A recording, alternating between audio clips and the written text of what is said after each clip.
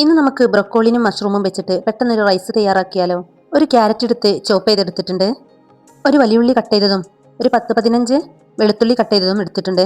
ബ്രൊക്കോളിൻ്റെ പകുതി എടുത്ത് ഇതുപോലെ ഒന്ന് കട്ട് ചെയ്തെടുത്തിട്ടുണ്ട്. മഷ്റൂമും ഇതുപോലെ ഒന്ന് കട്ട് ചെയ്തെടുത്തിട്ടുണ്ട്. ഇതിലേക്കുള്ള റൈസ് വേവിക്കാൻ വേണ്ടി വെള്ളം വെച്ചിട്ടുണ്ട്. ഇതൊന്ന് തിളച്ച് വന്നാൽ അരി ഒന്ന് വേവിച്ചെടുക്കാം.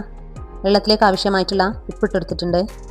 വെള്ളം തിളച്ച് വന്നിട്ടുണ്ട്. ഇനി ഇതിലേക്ക് അരിയിട്ടൊന്ന് ഇളക്കി കൊടുക്കാം. ഒരു കടായി അടുപ്പത്ത് വെച്ചിട്ടുണ്ട്. ഇതിലേക്ക് കുറച്ച് സൺഫ്ലവർ ഓയിൽ ഒഴിച്ചെടുക്കാം. കട്ട് ചെയ്ത് വെച്ചിട്ടുള്ള വെളുത്തുള്ളി ഇതിലേക്ക് ഇട്ടെടുത്തിട്ടുണ്ട്. ഇതൊന്ന് മൂത്ത് വന്നാൽ ഇതിലേക്ക് കട്ട് ചെയ്ത് വെച്ചിട്ടുള്ള വലിയുള്ളി ചേർത്തെടുത്തിട്ടുണ്ട്. ഇതൊന്ന് ഇളക്കി കൊടുക്കാം. ഇനി ഇതിലേക്ക് ആവശ്യമായിട്ടുള്ള ഉപ്പിട്ടെടുത്തിട്ടുണ്ട്. ഇനി നമ്മൾ കട്ട് ചെയ്ത് വെച്ചിട്ടുള്ള ക്യാരറ്റ് ഇതിലേക്ക് ഇട്ടെടുത്തിട്ടുണ്ട്. ഇനി നന്നായിട്ടൊന്ന് ഇളക്കി കൊടുക്കാം. ഇനി ഇതിലേക്ക് കൂണ് ചേർത്ത് കൊടുക്കാം. ഇനി കട്ട് ചെയ്ത് വെച്ചിട്ടുള്ള ബ്രൊക്കോളിൻ ഇതിലേക്ക് ഇട്ടെടുത്തിട്ടുണ്ട്. 1 ടീസ്പൂൺ സോയാ സോസും 1 ടീസ്പൂൺ ടൊമാറ്റോ സോസും ഇതിലേക്ക് ഒഴിച്ചെടുത്തിട്ടുണ്ട്. ഇനി നന്നായിട്ടൊന്ന് ഇളക്കി കൊടുക്കാം. ഇനി ഇതിലേക്ക് 1.5 ടീസ്പൂൺ കുരുമുളക് പൊടി ഇട്ടെടുത്തിട്ടുണ്ട്. 1/4 ടീസ്പൂൺ ഗരം മസാലപ്പൊടി കൂടി ഇതിലേക്ക് ചേർത്തെടുത്തിട്ടുണ്ട്. ഇനി ഇതെല്ലാം ഒരു ഭാഗത്ത് കാക്കിൻ്റെ ശേഷം ഇതിൻ്റെ സൈഡിൽ തന്നെ ഒരു കോഴിമുട്ട ഒന്ന് ചിക്കിയെടുക്കാം.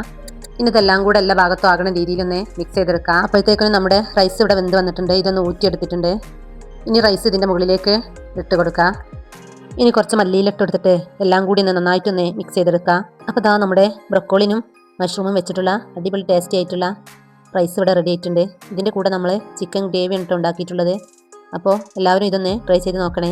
കൂടെ തന്നെ ഇതുപോലുള്ള ഈസി റെസിപ്പികൾക്കായി എൻ്റെ ചാനൽ ലൈക്ക് ചെയ്യാനും ഷെയർ ചെയ്യാനും സബ്സ്ക്രൈബ് ചെയ്യാനും മറക്കല്ലേ.